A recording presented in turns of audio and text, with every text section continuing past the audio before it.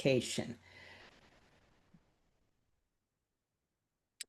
So this standard emphasizes directly and has an impact with both learner readiness, engagement, and confidence before simulation starts. So let's start by understanding how that 2025 standard builds upon the foundation set in 2021 and why these refinements matter for today's simulationist.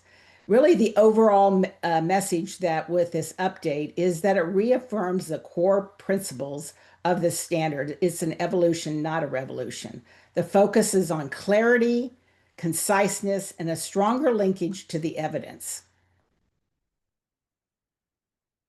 So the major refinements for this particular standard, we're going to focus on 4 areas. First, terminology. We saw in the 2021 standard the discussion of general criteria. Now there's a focus on foundational principles. And there is an emphasis that pre-briefing is a comprehensive process integral to simulation design. It's not just a pre-simulation checklist. Excuse me, It ma'am. is also, yes. Ma'am, can you share your screen? Is it? Oh, I see. I'm going and you're not even sure. Oh, sorry about that. Yeah. Let me go back and that's right. You shared yours first, didn't you? Yes, yes. There we go. How about that? Everybody can see it? Yeah, ma'am, it's coming. Yeah, it's Okay. clear. All right. So I'm going to just kind of go through the slides here. This is the journey that I talked about, and we're in this slide here when we're talking about terminology and framing.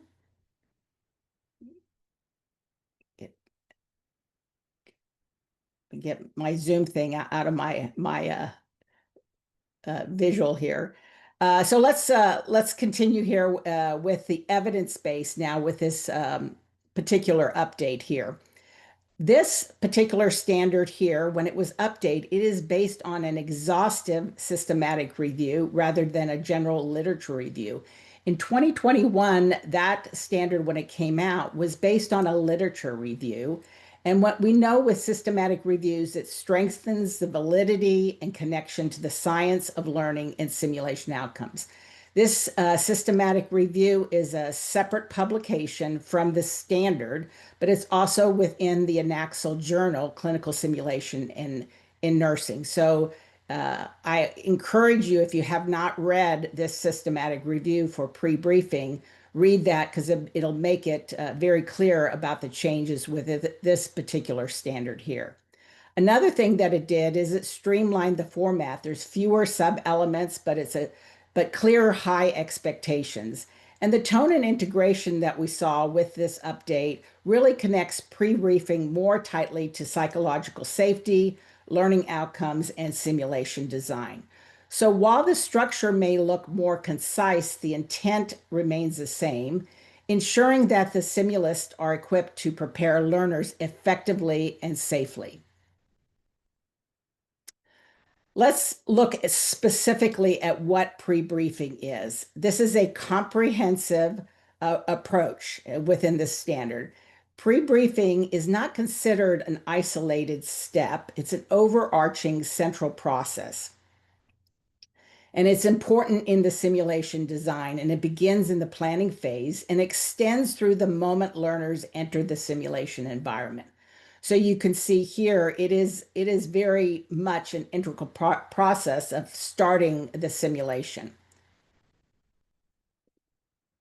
When examining the general criteria, the way the standards are written, they have criteria that should be met in order to apply the standards or comply with the standards. So when we look at the general criteria, which are the foundational principles, there are 3 pillars. One of the first pillar is simulationist knowledge and competency. So when we talk about knowledge and competency, it's a discussion that the facilitator or the simulationist, and I'll use those interchangeably, must demonstrate knowledge of both the scenario and the pre-briefing methodology. What that means is the facilitator or simulus does not necessarily need to be involved in the design of the scenario, but they should know what the scenario is about. And hopefully they have been part of that design process, but it's not necessary that they are also part of the design process, but they should understand what that scenario is about and about pre-briefing methodology. And that pre-briefing methodology includes both preparation and briefing. And they need to engage in ongoing professional development, just like all of us are here today. Professional development is important in simulation education as well as being a facilitator.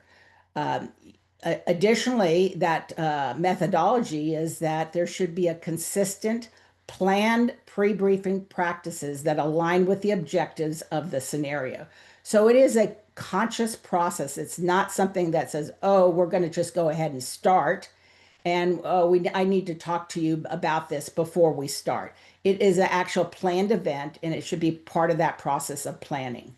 It also needs to align with the purpose and the learning objectives. And this is key, is every simulation should have several learning objectives. Now, whether those learning objectives are shared with the learner or not is really dependent on the type of simulation. But you have to, anytime you are in a learning environment, learning objectives provide your roadmap, and it's no different in simulation. So pre-briefing activities are intentional and integrated into that simulation design process. They ensure that that connection is with the materials, the discussion, the orientation elements, all align with those objectives. Now, if you have high stakes simulation where you're having specific testing, and so we call that high stakes or summative type of simulation, you should still disclose the structures. Like I said, you may not share the exact objectives with the participants, but you should disclose the structure, those expectations of that simulation, and the assessment method so you reduce in any uncertainty. Uh, and also consider the third element for this is consider the learner experience and knowledge level. You're going to tailor your pre-briefing based on the learner stage. Are they novice or are they advanced? Novice may require more preparation and orientation. So for me, when I have novices, first time they've ever done simulation, I'm going to make sure I spend more time and there's more detail in that event to prepare them because they've never been exposed to simulation before. Experienced learners can handle more of an abbreviated version because they've already been through that process.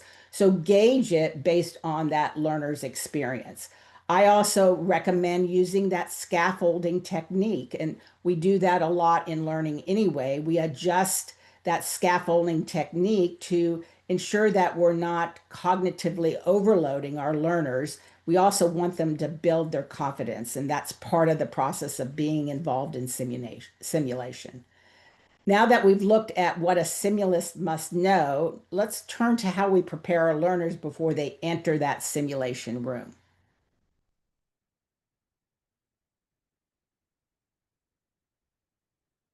So we're going to look at the essential criteria now. And this is preparation, which is building the foundation for success. And so that preparation criteria is also very important because this is usually before the event. So it's based on a needs assessment, and our simulation scenario is also that design for it. Needs assessment is part of that simulation design. So it is all of this is intertwined, and it's based on the needs assessment, the purpose of the experience, and preparatory materials are developed to ensure that that learner is equipped for the experience and can meet the scenario objectives. So you're going to want to make sure that there is alignment and that the learners, we kind of going back, that learner has already been somewhat exposed to content that has prepared them to be able to be successful within that environment. And so it goes along with that cognitive approach as well, and not having them experience things that they haven't been prepared for. So preparation begins with preparatory materials should be developed according to the purpose and the learning objectives. See, I'm always going back to those learning objectives here. Learners benefit from multimodal activities. So that can include readings, videos, concept maps, or mind maps, however you share your activities with them. It could be skills to help practice something that they are going to be doing in the scenario, and you want them to have some practice with skills outside of that simulation before they are involved in that simulation.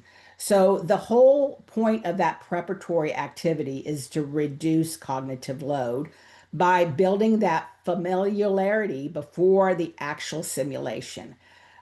Plan the delivery of the preparatory materials either prior to and on the day of the simulation-based activity. And this really does depend on your logistics and the type of learners that you are receiving. Sometimes you don't have the learners prior to them coming to the day of simulation, but you may be able to share with those learners on information that they need to go over before they come to that event. So it can be prior to and the day of is part of that preparatory material scope.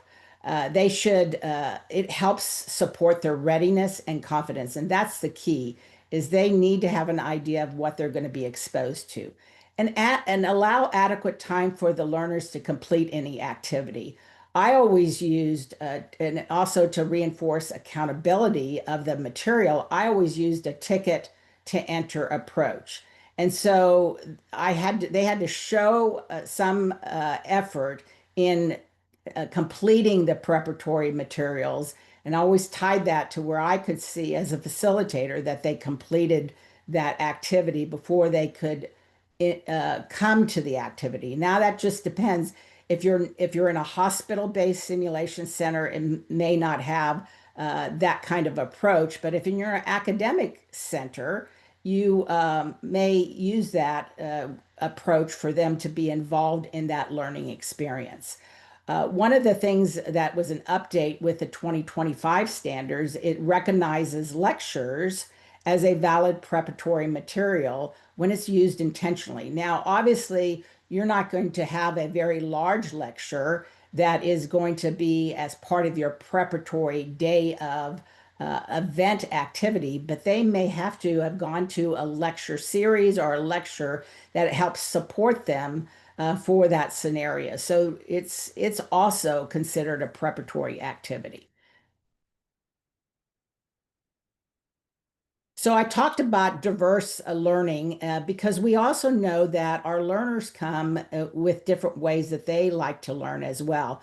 So using that multimodal method like reading, videos, concept maps, and skill practice gives that learner an opportunity to have a different way of learning the material. Plus, it makes the simulation event not so stale when you use different types of methods to deliver preparatory materials.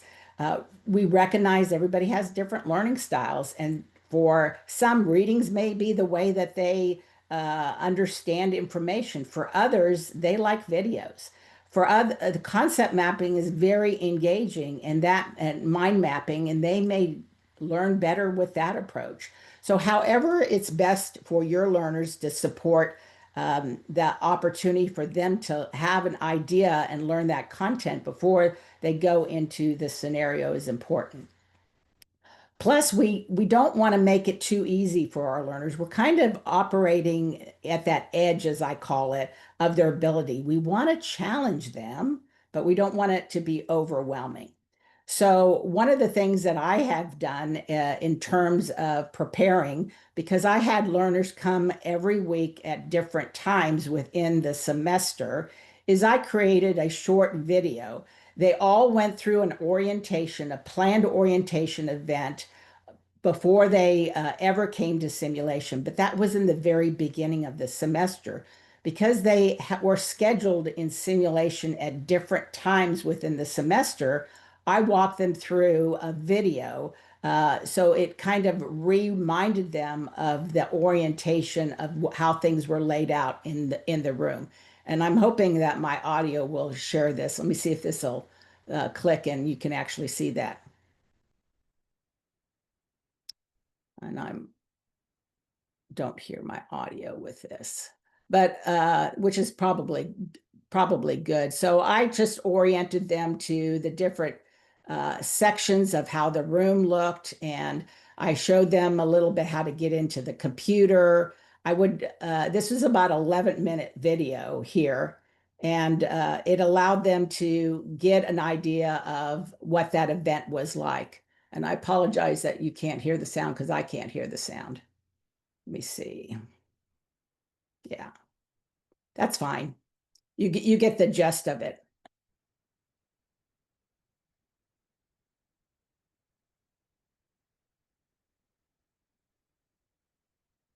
And I found that very helpful for learners as well. Sometimes my learners wanted to have a video to model what the simulation might be like. And you saw in the introduction that Vidyanta had with their center here, it's a very similar approach where you're showing and modeling them how the simulation might unfold for that day. And that sometimes is very helpful for those novice learners to have an idea and look at how a simulation event may unfold. Now, I caution that you're not, if you're doing any kind of video and you're sharing that with your learners, you don't do a video of the scenario that they're going to be involved in, because our learners like to, what I call, mimic the what the institution is saying should be how they do things. So I don't want mimicking behavior in simulation. I want them to think critically. I want them to stand on their own. I want them to bring in everything that they have learned into the scenario as it unfolds. So if I show any kind of modeling video, I do it in a scenario that is not something that they're going to be exposed to. It gives them an idea of how scenarios should run.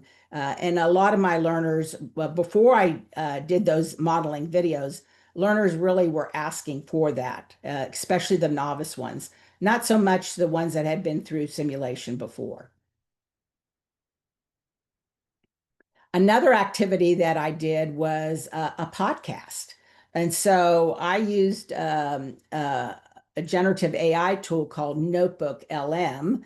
And I actually did a podcast through that with content. And so I built it so that that content would be available to the learners, and it was part of the preparatory materials. And they could listen to that while they were in a car. They could listen to that while they were just walking. It was a short little podcast that provided a great overview for the content. And I'm going to go ahead and put that in the chat because if you want to ever listen to, it gives you an idea of what you can do as different ways to establish preparatory materials. And that's a whole nother area of how you can use generative AI as part of your preparatory activities as well. So that podcast it was for a heart failure patient, and we had our second semester learners start off in their med surg course with a heart failure type patient. These are excellent patients anyway, because they hit a lot of buckets in terms of fluid and electrolytes, acid base imbalance. So they're great scenarios to have because you hit so many basic concepts within that scenario. Plus, the later students got a more exacerbated state of heart failure where the individual then was in a critical care unit. So it really does provide an opportunity for the learners to understand how a condition like that can unfold and what their role is within that care management team. So now let's look at the essential criteria for briefing. This is that second part. Pre-briefing is both preparation and briefing piece of it, which is really setting that stage for learning. Prior to participating in a simulation-based experience, that simulationist needs to convey important information to learners regarding expectations, the agenda, the logistics of the experience. So it's really important process for that briefing to have those core things of information. They also may outline roles and timing. Um, Included is explicit instructions about the fiction contract, acknowledging the simulation realism and limitations. They need to understand as well that simulation is you may use mannequins or participants, standard participants or standard patients, but you need to treat them like you would treat a real patient. So that fiction contract is important. That's kind of the label that we give for suspending disbelief, as I call it. For high stakes or evaluation based simulation, recommend it during the briefing that it's actually structured so it's written down or it's videotaped for consistency. One of the things that you don't want is if you have a variety of different facilitators and you're doing high stakes or evaluation based simulation, that they're getting different instructions depending on the facilitator. So it's really important for consistency as well as transparency that there is some system in place, so it's very similar in nature to what the learners are briefed about. Uh, it's important to conduct that structured orientation to the simulation-based learning environment, including that modality. You may use a variety of different modalities. You may use a high fidelity type mannequin, plus you may have a standard participant that's playing a role of a family member or a friend. So you need to make sure that the learners understand all the different modalities that are going to be involved in the simulation event. As I mentioned, orient them to that space, equipment, technology, and most importantly, if you're using any kind of recording tools, they need to understand that they're being recorded. Explain who will observe if you have other people besides the facilitator as part of the observation. I had always split my groups because I had larger groups. I had peer observers, but they weren't in the room because we had recording devices. And so if you are recording and you have different observers, make sure that they're aware of who is observing. We occasionally had individuals come down to the simulation center and they came into the control room where they obviously could see the participants. And if I had any indication that anybody was coming in to observe the event, I would let the learners know. And I really was pretty strict on that, locked doors. And so if people came into the simulation, it had to be a pre-planned event. They couldn't just show up and come into the simulation area. So again, that's protecting your learners, making sure that that environment is psychologically safe for the learners.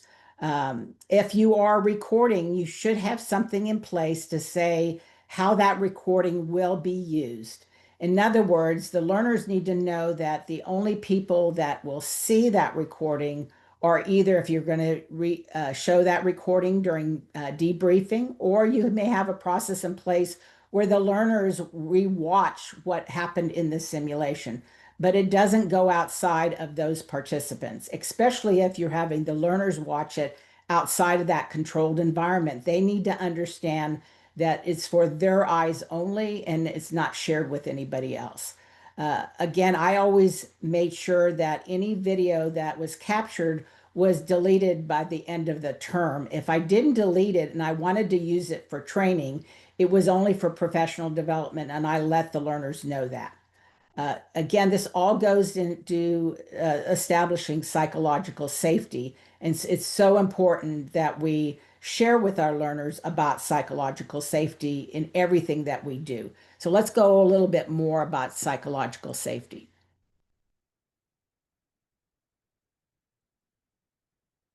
Psychological safety is central to both the 2021 and the 2025 standard. And as I mentioned, when pre-briefing became a standard, it showed up as a kind of a standalone standard in 2021.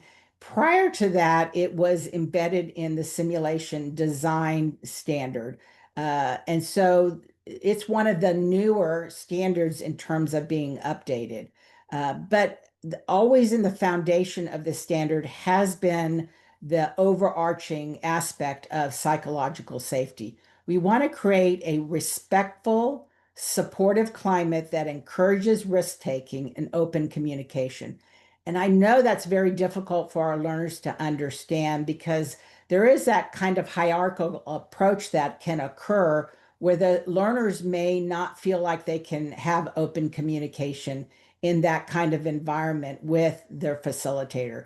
It's a process that you have to work through, especially with learners that are new to simulation. They need to have that trust that they can understand, they can be open in their communication. You want to reaffirm confidentiality. What happens in simulation stays in simulation. There's that professionalism that's important. And we do that with our learners from day one. We are in a highly respected profession. And anything that we do, we want to model professionalism to our learners. The simulationist behavior, the tone of the simulationist needs to be approachable. Learners need to feel like they can come to you with their questions. There needs to be that reassurance that if mistakes happen, that that's a learning process. And I've always encouraged them to really, that's the purpose of simulation. This is the environment that we want mistakes to happen because we learn from our mistakes. We actually learn better from our mistakes than our successes. And we probably all have memories of when we've had a mistake and we remember those. We don't remember our successes, but we remember our mistakes. So this is the environment that we want to share that with them. And I do have an example of a video clip, but I don't know if my sound will actually pick up where I can share that. So I'm going to pass on that. I can always share that later on, but I'm going to include in the chat a podcast. Jenny Rudolph is a person in the simulation community that really has developed a focus on psychological safety. And this podcast is called Building a Safe Container for Learning. And it's just a great podcast, and it's done by Jenny Rudolph, who is really, I call it her, the mother of psychological safety. She just has done a lot of great work in this area of the importance of having that safe container. Okay. I got everybody still with me? Yes, ma'am. Okay. All right. Now let's look at the evolution of terminology. When we're looking at that, what I call iterative improvement process within the standards. I mentioned that 2021 framework. We had the general criterion led to the foundational principles. And that was really the result of that systematic review of evidence. And if you've ever been involved in any kind of systematic review, you know it's pretty intense. And it really does show the importance of research in this area because they are looking at the research and really pulling from that evidence what are the best practices, because that's how we develop our evidence and is really delving into research and determining what are the best practices for building our craft. Likewise, we saw the importance of stakeholder feedback in terms of that refinement process for the standard. And having been on the board, I think prior to the board, I really didn't understand all that went into the update of a particular standard. So what happens in that process is that you have a committee, and committee members are specifically looking at a particular standard. So each standard has a group of individuals that are working on the update of the standards. And these are living documents. So even though we're in 2025, we're already seeing that committee working on updates of additional standards. And so they are constantly going through a review process. Now, after that committee work is done, and this committee here did that systematic review before they even started updating the standard, after that committee work is done and the standard is in draft form, it then goes to the board for review. After the board finishes reviewing it, it then goes to an international group of individuals, stakeholders, to review and feedback on those updates in that draft. So it takes a while to get these standards developed and updated. So it's a very systematic process that is done for each standard update.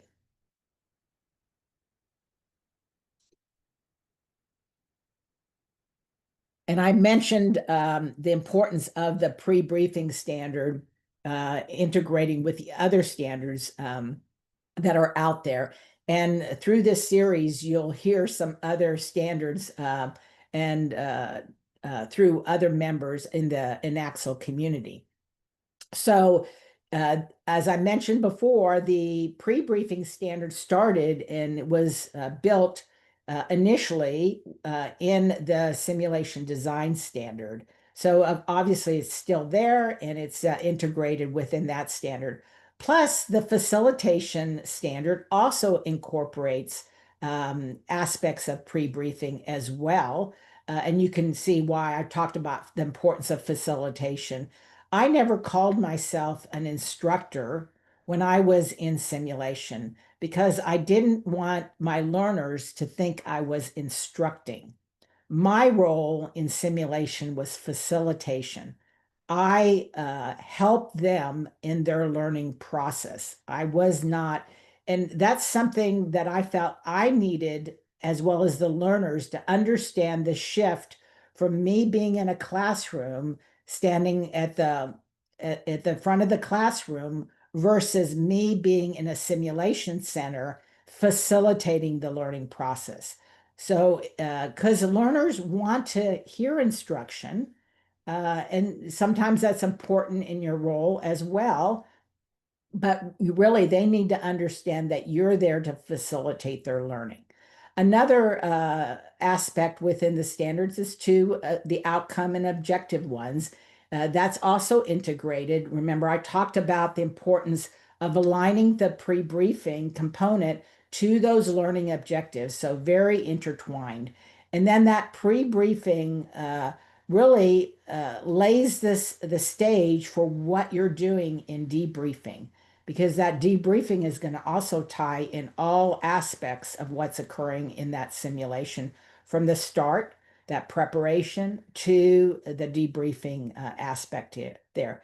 And then that psychological safety, that's so important that learners enter the debriefing with that aspect of still feeling like there's open communication.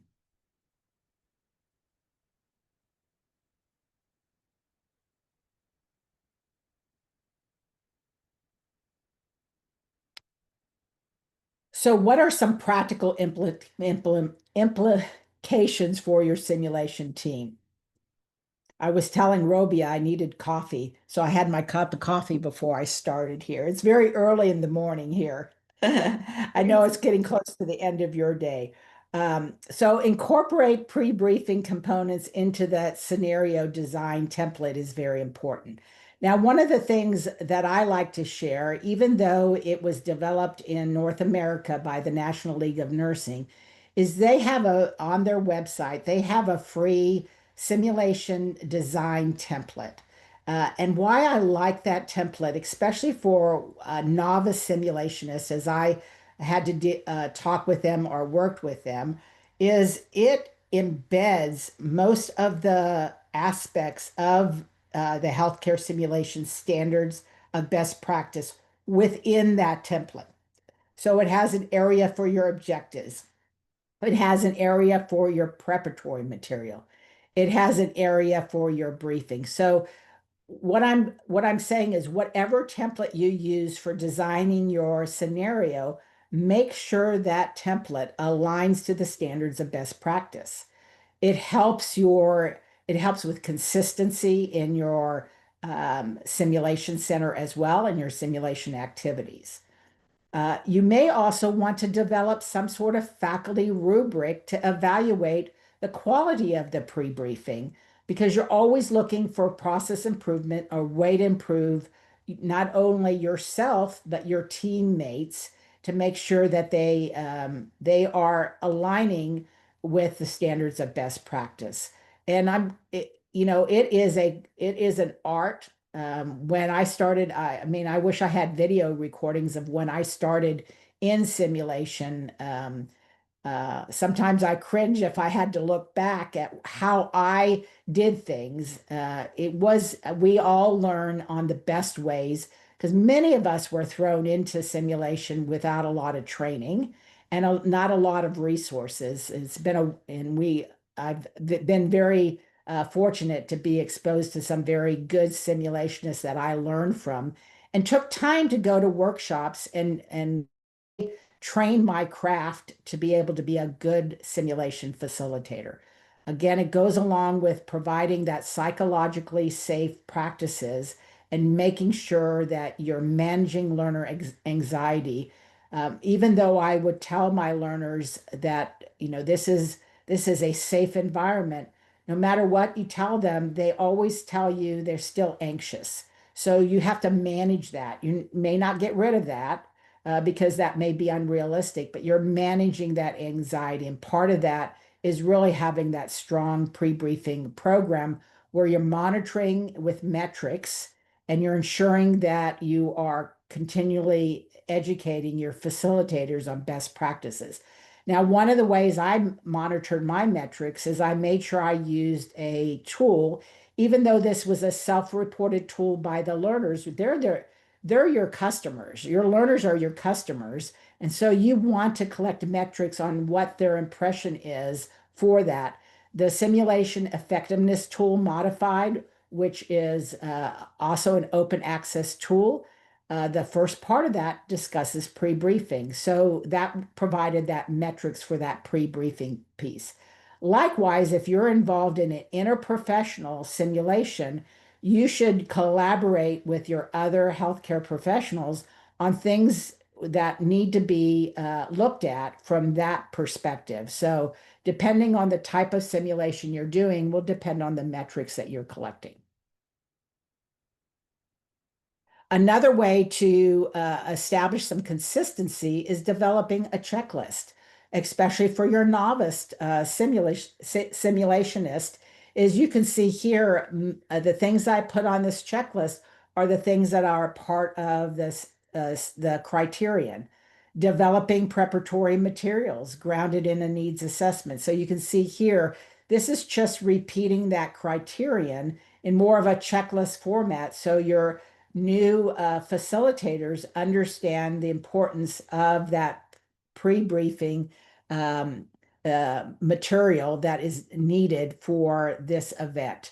On the day of simulation, what are some of the things you need to talk about? So that checklist approach is very important, especially for your new facilitators that are new to doing simulation. I love checklist. That's the military in me. So what are some of the key takeaways from this discussion here?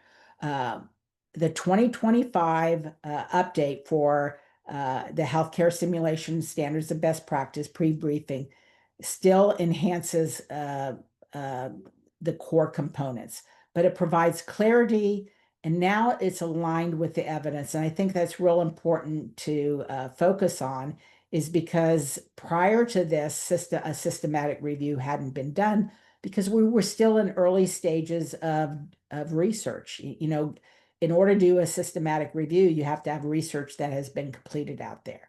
and then integration as well, and it really enhances that integration with the other standards.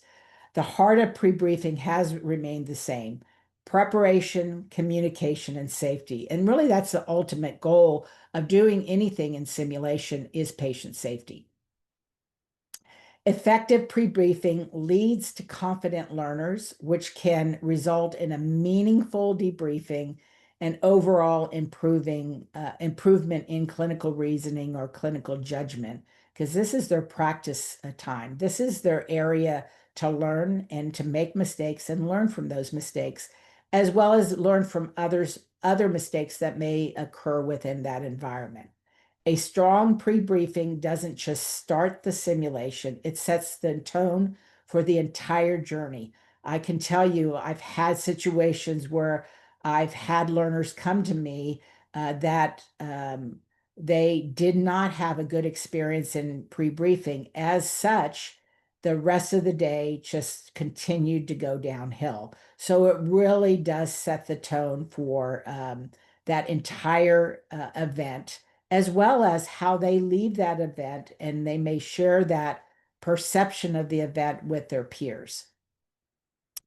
So moving forward here, remember that it's the INACSL North India rig provides that collaboration with other simulists to support use and application of the healthcare simulation standards of best practice. Today, we're talking about pre-briefing. It provides clear, evidence-based framework for creating an effective simulation-based experience by embracing the updated standards, and it strengthens our commitment to learner-centered education, psychological safety, as well as continuous improvement. As your journey of excellence in simulation education continues, let's implement all of the standards together to elevate the quality of healthcare education and ultimately patient safety, because that's really why we are doing what we're doing and why we go into education is we ultimately want to improve patient care and our outcomes of our patients. So now I'll address any questions from that anybody might have.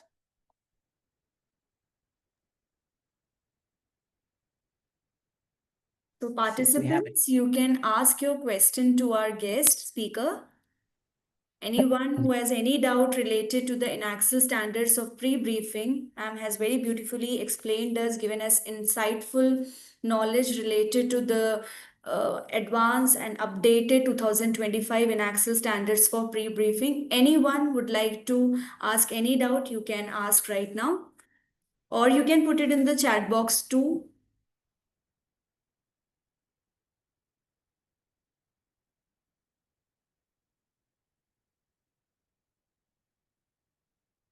So no questions? I think it's all clear for them. So, ma'am, I would like to ask one question. Like Sure. you were telling about the preparation phase, like pre-briefing is included, the preparation and the pre-briefing. So, like what all modalities which we give to them, like visual representation or the or like theoretical concept or to watch any videos. So, this preparation phase, is there any specified time duration which has been specified by the INACSL that they should complete, or it is dependent upon us that before the day of the simulation it should be complete? Like, Yeah, great question. So, I always say if you give your preparation materials too early, they may not remember what to bring to the simulation event. So you really have to gauge on, if you give it a couple weeks prior and then they don't come for 2 weeks, they may not remember that preparatory yes, materials. But you, again, if you have preparatory materials, especially if you're in an academic situation, you know that they have a lot of other things on their plate. So I yes, usually gauged it for about no more than a week and no less than 3 days. Just because I was also very cognizant that they had other things that were going on in their academic pursuits. They weren't just coming to simulation. And hmm, then but it was always available on the learning management system well ahead of time of what was part of that preparatory materials. Some learners wanted to do it well in advance, and others wanted to do it closer to the week of the event. So, because in academia you have to put all your information up front of what the lesson is going to incur, and what activities are incur, you may have it published much sooner. But again, I always encourage the learners not to do it too far in advance, because I don't know about you, there's so much in those learners' brains that if there's too much cognitive overload, they don't Yes. remember anything. Remember.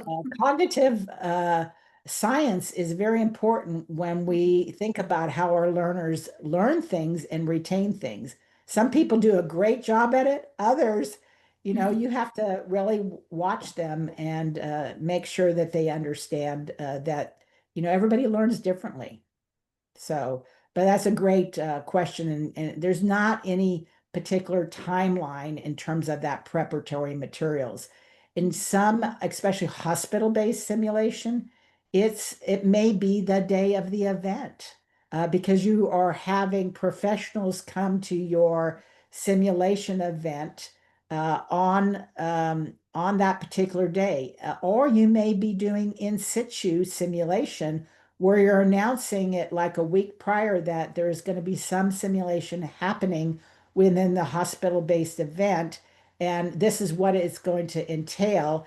And they give some ideas of things that they may want to review prior to it happening, but they'll not know where it's going to happen at. And that's a whole part of in situ simulation. Is it usually is done in somewhere in the hospital, and they take their simulation activities to that part of the hospital. That's all part of that. When you think about a code, practicing a code is a perfect example of that. Thank you, ma'am. I think no questions they want to ask. Is there anybody want to ask this last opportunity where you can ask your questions related to today's session? Because then only we can you can be clearly understood about the next session also, because today was about the pre-briefing. Next session will be on the debriefing, that is a basic and advanced, which we have divided into two parts, which will be in the month of November and December. So there is a whole lot gap. So so you need to look onto it. Anybody want to ask question? Otherwise we can wind it off. I have a question for the participants. When Yeah. you think of pre-briefing, and you can put it in the chat if you're able to put it in the chat. When you think of the word pre-briefing, what comes to your mind when you think of your learners and the importance of pre-briefing for your learners? And give me one word. Familiarization of environment. Yes, great. Familiarization. Yeah. Yeah. Any others? Thank you, Sharon. Yes. Others can also put it in the chat box.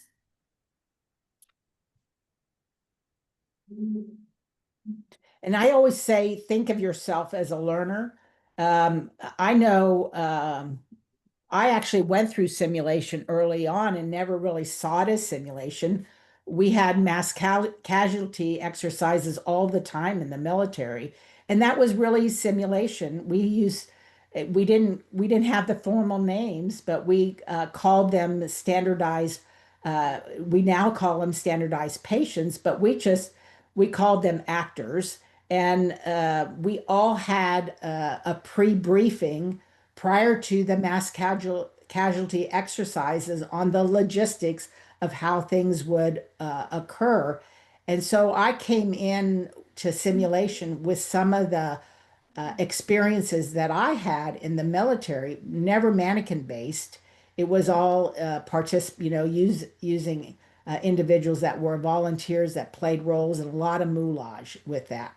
So you think about yourself as a learner.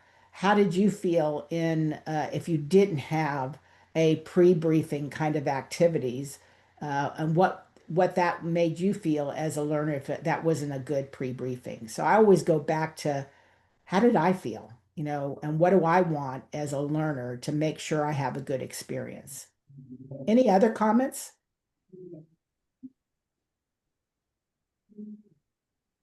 All right, Robia, I think that's Okay. it. Thank you so much, ma'am, for your sharing Thank your you. expertise and experience with such clarity and depth. Your insights into the INACSL standards for pre-briefing have truly enriched our understanding of how to foster safe, meaningful, and structured simulation experiences. Especially the thing which you told us, that is from 2021, what is the updated thing? Like previously, it was like a general principles. Now it is like more focus on the foundation principles, the pillars which you have already explained to us, that how it has been refined through various updated trends. And also, I would like to thank all the participants for joining us today from globally and for your active engagement.